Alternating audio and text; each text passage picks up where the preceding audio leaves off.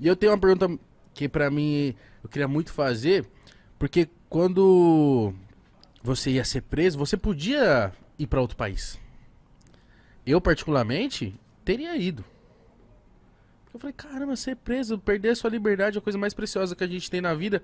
Por que você não escolheu sair pra outro O país? Porque te ofereceram, né?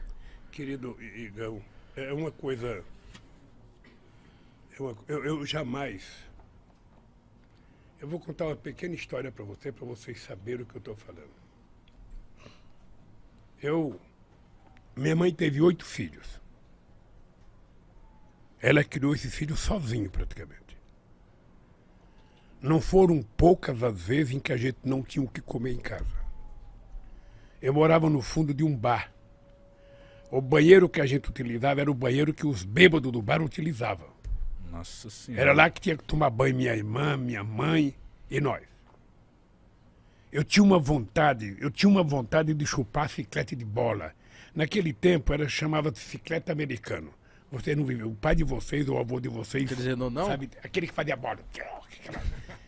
Você não imagina a loucura que eu tinha de fazer uma bola. E nunca tive dinheiro para comprar o chiclete.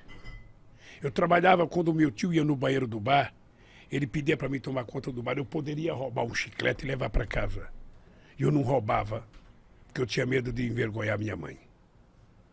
Eu tinha um companheiro chamado Boquita. Boquita era filho de um cara sergipano, não esqueço nunca. Esse Boquita mascava o chiclete dele o dia inteiro. Quando esse Boquita ia jogar fora, eu pedia para mim. Nossa senhora. Pedia.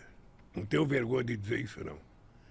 Pedia o chiclete borrachudo, sabe? Levava para casa, lavava ele, colocava um pouco de açúcar. Botava no congelador? E chupava um pouco. Tá?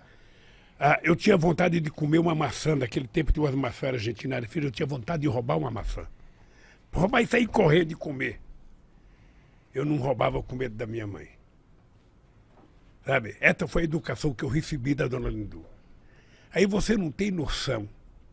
Eu jamais imaginei na minha vida que eu ia sofrer o que eu sofri de ataque de corrupção. Com essa gente, com esses bandidos sabendo que eu não tinha feito. Então, eu poderia ter saído do Brasil. Eu poderia ter ido para outro país, eu poderia ter ido para uma embaixada, mas eu tomei a decisão de que eu tinha que ir para Curitiba, eu tinha que ir para a Polícia Federal. Eu precisava provar que o Moro era mentiroso. Eu precisava provar que a Força-Tarefa de Curitiba era uma quadrilha. E se eu fugisse, ia aparecer uma fotografia minha, ou fugitivo. E eu não tenho mais idade para isso, cara. Eu tenho um bisneta, eu tinha que honrar a dona Lindu. Então, graças a Deus, eu provei. Tô até hoje, perguntando para esse Moro, diga, tá, o que eu roubei? A sentença que ele deu para mim, sabe qual foi o crime que eu cometi? Qual? O crime é o fato indeterminado. Eu fui condenado por um fato indeterminado. Que esse sem vergonha não teve coragem de dizer. Ele poderia ter dito. Sabe? Então, é muito duro. É muito duro você estar na sua casa, junto com a sua família, e você vai à televisão ficar 20 minutos falando que você é ladrão. Falando que você roubou. Sem mostrar absolutamente nada. Sabe? Então, isso foi muito duro. Eu jamais imaginei passar isso na vida, jamais. Essa é uma marca profunda que eu vou levar na minha vida, sabe? E eu ainda vou pensar bem, mas em algum momento eu vou processar, porque nem que for um tataraneto meu, quinquaraneto, sextataraneto meu, um dia vai ganhar um processo contra essa sacanagem que fizeram comigo. Você ficou quanto tempo nesse processo? Eu fiquei preso 580 dias. Mas o processo foi 4 anos de denúncia, sabe? E aí eu sou agradecido àquele pessoal que fez a vigília para mim em Curitiba, aquelas pessoas que ficaram lá, embaixo de chuva, embaixo de sol, sabe? Eles cantavam todo dia de manhã para mim, gritavam bom dia, presidente, boa tarde, presidente, boa noite, presidente, durante 580 dias. Então Nossa. É uma coisa que marcou a minha vida. Eu saí da cadeia um outro homem, tive a graça de Deus de sair, sabe, para Cajacajanja, sabe? Ela morava em Curitiba, ela mandava uma comidinha para mim toda noite, sabe? Ela te conquistou pela comida. É. É destino, né? Conquistou pela barriga. Não, e ela não deixava eu mandar minha roupa para lavar fora, ela queria ela levar para casa para lavar. Aí quando eu saí, eu falei, não tem outro jeito, eu vou casar com a bichinha. Mas o que passava na sua cabeça lá dentro? O que você aprendeu? O que você...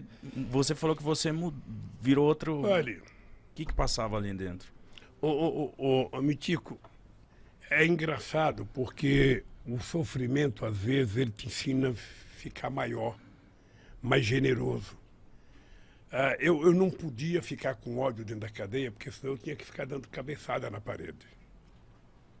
Então eu comecei a ler muito, sobretudo sobre a escravidão, para conhecer um pouco melhor o Brasil. Eu comecei a pensar na minha vida, o que tinha acontecido na minha vida, o que eu já tinha feito. E a solidariedade que eu recebi era muito grande, gente. Nunca tinha acontecido com um ser humano o que aconteceu comigo. Nunca. Sabe, a vigília foi uma coisa muito forte na minha vida. Muito forte. Então, eu saí generoso, eu saí pensando em casar com a Janja e sair da política, sabe? Vou viver minha vida. Mas não tem jeito, sabe? Durou quanto tempo esse pensamento? A política é como uma cachaçinha. Você... Falei, eu não quero, mas tomou a primeira, você vai em frente.